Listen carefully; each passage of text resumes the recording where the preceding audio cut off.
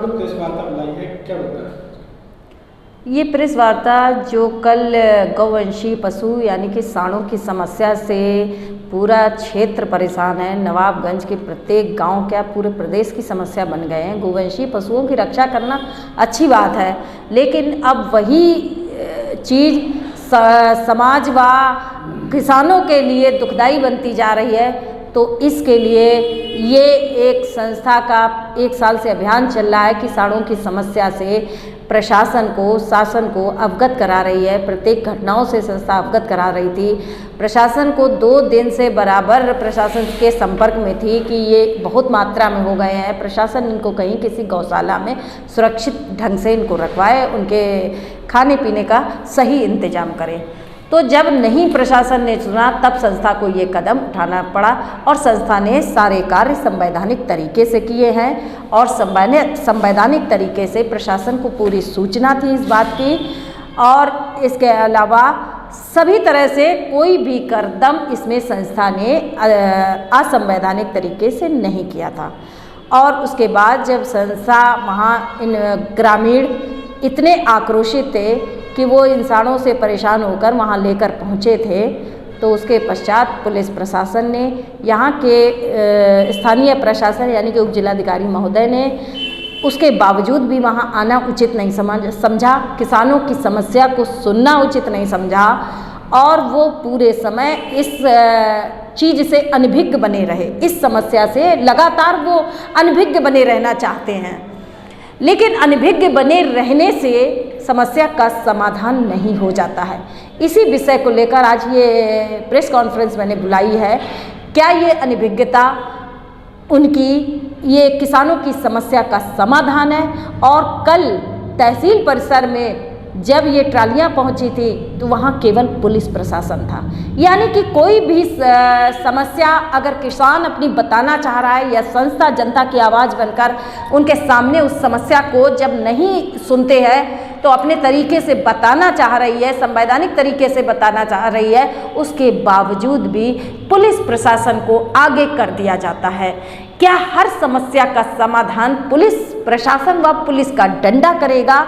मैं ये सवाल आज भी बना हुआ है। मैं नवाबगंज प्रशासन के सामने भी ये सवाल रख रही हूँ और मैं जिला प्रशासन के सामने भी ये सवाल रख रही हूँ, क्या पुलिस प्रशासन को आगे कर देने से समस्या का समाधान हो सकता है? और उसके पश्चात पुलिस प्रशासन ने बहुत ही प्यार से वो ट्रालियाँ तहसील परिसर से संस्था अध्यक्ष से ये वादा किया कि आपकी समस्या को सुना जाएगा, आप ये ट्रालियाँ चौकी की तरफ ले चलिए। कस्बा चौकी की तरफ वो ट्रालियाँ मुड़वाई थी, पुलिस प्रशासन अपने सिक्योरिटी में लेकर गई थी। उसके बाद कस्बा में ले जाने के बाद पुलिस प्रशासन का रवैया वहाँ पर जाकर बदल चुका था। हो सकता है कि पुलिस प्रशासन के ऊपर से सख्ती करने का आदेश आया हो। पुलिस प्रशासन ने कहा कि आपके ऊपर मुकदमा दर्ज किया जाएगा, किसानों के ऊपर मुकदमा दर्ज किया जाएगा और गाड़ियां सब सीज कर दी जाएंगी।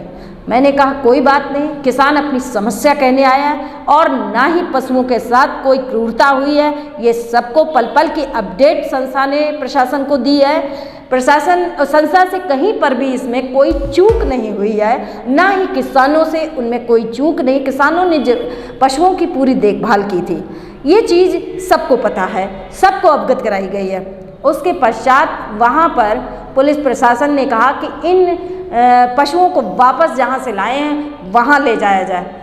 तो संस्था ने कहा कि ये पशु वापस वहाँ नहीं जाएंगे। सिर्फ संस्था का ही नहीं, ये किसानों का भी कहना था कि वापस नहीं जाएंगे वहाँ पर, इन्हें गौशाला सुरक्षित स्थान पे पहुँचाया जाए, ये हमारी मांग थी।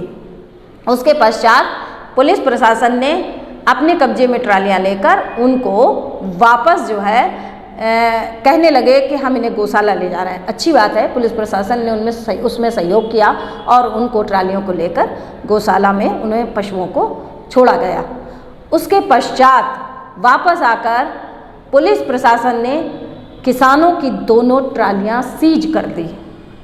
आखिर किसानों की समस्या को सुना भी नहीं जा रहा है, किसानों की समस्या की तरफ देखा भी नहीं जा रहा है और उसके पश्चात किसानों की दोनों ट्रालियों के ऊपर एक लंबा जुर्माना, एक लंबा चालान किया गया। एक ट्राली पर 32,500 का चालान किया गया है, एक ट्राली पर 34,500 का चालान किया गया। और इसके अलावा जब पुलिस प्रशासन वहाँ से ट्रालियों को ले जा रहा था, उस बीच पुलिस ने किसानों के ऊपर लाठीचार्ज भी आरंभ किया था। बहुत ज़्यादा मात्रा में लाठीचार्ज नहीं किया, इसलिए कि किसान वहाँ से तितर-बितर हुए थे और उसके पश्चात उन्होंने संस्था अध्यक्ष से भी अभद्रता करने का प्रयास किया। पुलिस प्रशासन ने वहाँ की संबंधित चौकी पर जो भी एसआई मौजूद थे, वहाँ पर उन्होंने संस्था अध्यक्ष से जब सारी भीड़ को उन्होंने ख़त्म कर लिया था, मीडिया कर्मी भी वहाँ से जा चुके थे ताकि कोई बात मीडिया कर्मियों तक न पहुँच सके, उस समय पुलिस प्रशासन ने संस्था अध्यक्ष वहीं बैठी रहीं चौकी पर। उन्होंने कहा अगर मुकदमा लिखा जाता है तो बिल्कुल लिखे, अगर संस्था ने गलत कार्य किया है, अगर जनता की आवाज़ को उठाकर, किसानों की आवाज़ को उठाकर कोई अपराध किया है, उनकी समस्या को प्रशासन को बताने का अपराध किया है, तो मैं इस अपराध को स्वीकार करती हूँ। और अगर इस आवाज़ को उठाना अपराध है तो इस अपराध की आप मुझे जो भी सज़ा देना चाहें, मैं उस सज़ा को स्वीकार करती हूँ। आप मुकदमा लिखना चाहें, संस्था अपने ऊपर इसकी जिम्मेदारी लेती है और आप मुकदमा लिख सकते हैं। संस्था अध्यक्ष को अगर जेल भेजना चाहें, संस्था अध्यक्ष जेल जाने को भी तैयार, किंतु किसी भी किसान को यहाँ पर हम पुलिस प्रशासन के सुपर्द करके नहीं जा सकते हैं।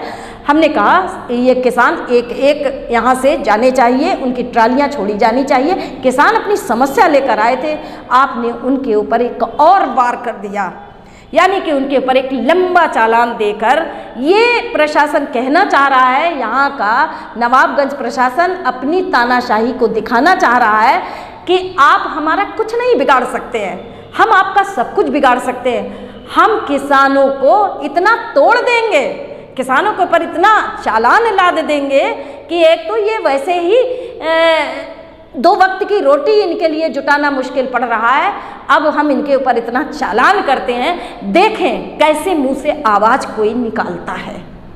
लेकिन क्या शासन प्रशासन इतनी बड़ी गंभीर समस्या को अनसुना व अनदेखा कर इस समस्या से निजात पा सकता है?